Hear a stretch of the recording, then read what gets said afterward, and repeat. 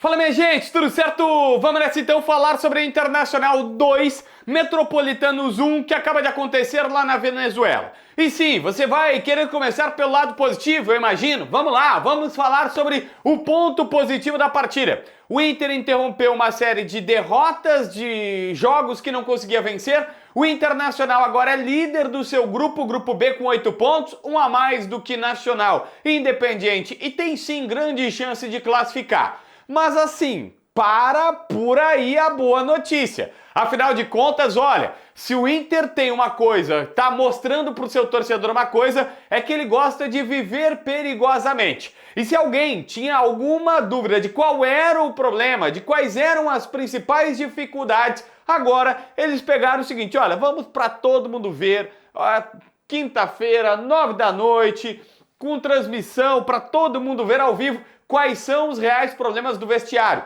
E não, eu não estou falando de nada absurdo. Todo mundo que viu a partida viu. O Inter tem problemas físicos, porque contra o pior time da América, não dá para colocar a responsabilidade apenas em futebol. Não é uma coisa normal que está acontecendo. E isso a gente precisa analisar.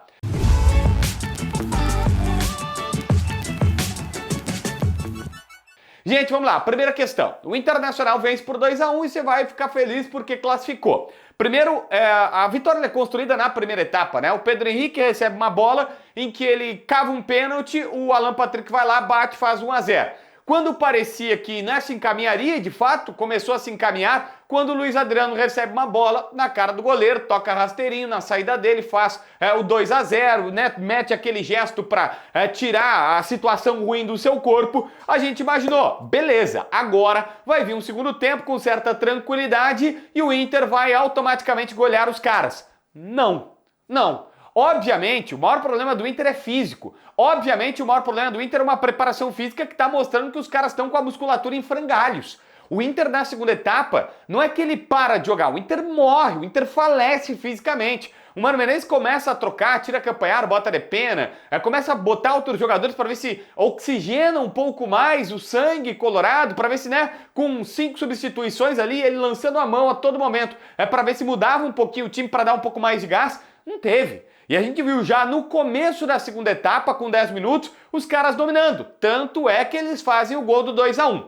E, gente, esse jogo ele foi, na segunda etapa, na segunda parte, de amplo domínio dos caras. O Inter teve uma escapada com o alemão, que de fato poderia ali ter liquidado, fechado o caixão para não sofrer tanto, mas eu insisto, o Inter gosta de viver perigosamente, mas ficou claro para todo mundo, é o preparo físico. Hoje o preparo físico do Inter eu até ouvi uma comparação, de 0 a 10, é como se fosse nota 3. E tá evoluindo para um 3,5, 4, quem sabe. Para chegar numa nota 7, que seria uma nota aceitável, é daqui a um mês. Quando tiver 10 dias de parada para as eliminatórias, na verdade, amistosas seleções, né, que devem convocar agora na metade do mês de junho, é que eles podem ter algum tipo de trabalho que vai surgir efeito mais adiante. Ou seja, o Inter tem problemas físicos. E aí, toma um 2-1, quase toma um empate e só não foi uma tragédia porque, velho, era o pior time da América. Aliás, essa é uma questão importante. Se a gente pensar, esse jogo tem vários retratos, tá? Primeiro, o retrato que pra mim vai ficar marcado. O Moledo foi o melhor em campo. Esse é o pior time da Copa Libertadores da América. O Metropolitanos é, sem sombra de dúvidas, o time mais fraco da Libertadores da América. E nós imaginamos que o Inter ia patrolar. Pois é, venceu por 1-0 em casa e 2-1 suado fora de casa.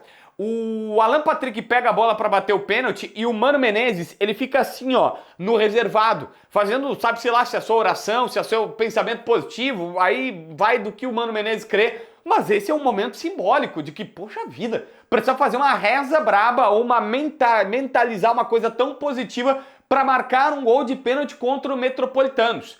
Depois tem outro fato sintomático que é o Nico Hernandes troca um lance onde ele é expulso, ele foi esperto, ele foi inteligente, aliás, ele jogou com as armas que tem numa partida, porque o cara do Metropolitanos ia passar por todo mundo, ia chegar na cara do John, e ele consegue fazer uma falta para expulsão. Ele foi expulso direto, vermelho direto, mas trocou a sua expulsão para o Internacional sair com 3 pontos de lá.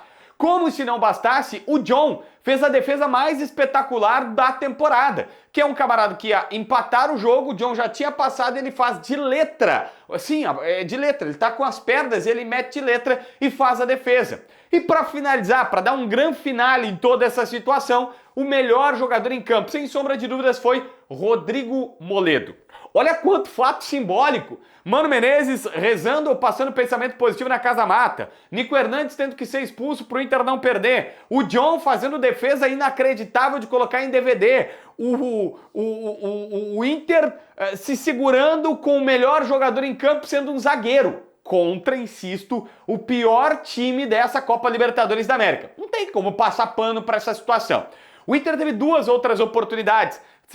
Duas, claríssimas assim, duas. O Luiz Adriano marca o 2-0, faz assim, né, para tirar aquela situação ruim do corpo dele, mas logo depois recebe uma bola e aí ele tem só que bater e ele bate cruzado, mas assim, ó, uma bola que vem enrosqueando que vai lá na bandeirinha de escanteio. E tu pensa assim, meu Deus, Luiz Adriano, o que aconteceu contigo, meu parceiro? Sabe, um negócio que não precisa nem de físico, é só tá ligado no jogo, parece que ele não tá com a cabeça focada na partida. E aí na segunda etapa o alemão recebe a única bola do segundo tempo, ele explode no peito do goleiro. O alemão e o goleiro. Não era nem reto, assim, era bem angulado, ele podia bater no canto do goleiro pra cá, no canto pra lá, rasteiro, alto, qualquer coisa, ele podia fechar o olho e dar uma pancada. Na verdade, ele mirou no peito do goleiro e tocou. Cara, os centroavantes do Inter estão numa má fase que eu vou te contar. Chega assim a ser difícil de tu entender. Outro ponto importante e que ele é relevante, eu acho que para discussão, eu não vou ser definitivo, eu sei que muita gente entende essa situação, mas é um saco. E principalmente ainda contra esse time, me parece meio simbólico, meio pequeno. O John faz essa defesa maravilhosa que eu falei aí, e aí ele para e pede atendimento médico. Pô, que coisa chata, velho. Eu sei que é a ordem do técnico, eu sei que os goleiros fazem isso pra ganhar, pra esfriar o adversário e tudo mais, ganhar tempo porque tá vencendo. Pô, mas que coisa chata, sabe? Tu fez uma defesa, todo mundo viu que tu não se machucou, e aí ele se atira no chão pra vir atendimento médico. Eu acho que os árbitros precisam ser aconselhados, porque isso vai acontecer contra o Inter na sequência. Cara, fez uma boa defesa, segue. O Kehler faz isso, o John faz isso, o Adriel e o Chapecó fazem isso no Grêmio, o Marcelo Groi fazendo no Grêmio, o Danilo Fernandes e o Lomba fazendo no Inter. Cara, não é uma coisa específica, mas eu acho chato e eu queria aqui um pouco meio que desabafar com vocês. Outro ponto importante, o Wanderson.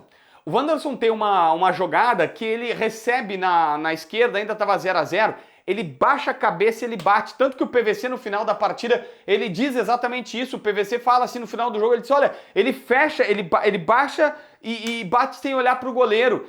Cara, me parece claro o porquê que o Wanderson tem dificuldade de marcar gol na trajetória dele. Eu fui ver ali, ele tem coisa de 36 gols marcados na vida como jogador de futebol, um cara com quase 30 anos. É por isso, ele tem uma dificuldade gigantesca de finalizações, ele precisa melhorar essa questão. É um cara que é muito bom, todo mundo reconhece a qualidade que tem o Wanderson, mas para finalizar ele poderia melhorar. Só que, gente, a finalização do Wanderson, os erros dos atacantes, sei lá, preces do Mano, o Moledo sendo melhor em campo, tudo isso vira secundário quando a gente fala que o físico do Inter é o que está prejudicando o time. Não tem. Hoje, contra o Metropolitanos, não vai ter justificativo. Quem a gente vai dizer, o Inter está mal treinado, se você acha que o problema é humano.